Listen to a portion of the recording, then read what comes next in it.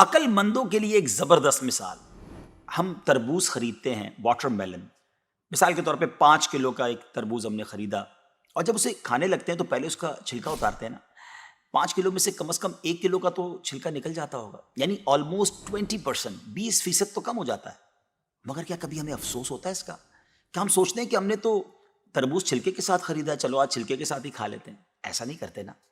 اسی طرح مالٹے کا بھی حال ہے کہ ہم خوشی خوشی سے اس کا چھلکا اتار دیتے ہیں، حالانکہ ہم نے چھلکے سمیت خریدا ہوتا ہے، مگر اس چھلکے کو پھینکتے ہوئے ہمیں کوئی تکلیف نہیں ہوتی. یہی حال مختلف پھل اور سبزیوں کا ہے.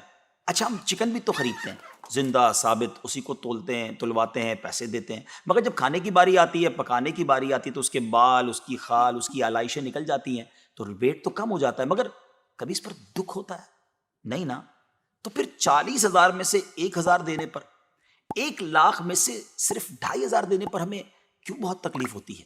حالانکہ یہ صرف 2.5% تو بنتا ہے، یعنی 100 روپے میں سے صرف 2.5 روپے. یہ تربوز، کیلے، آم اور مالٹے کے چھلکے اور گٹلی سے تو بہت کم ہے نا.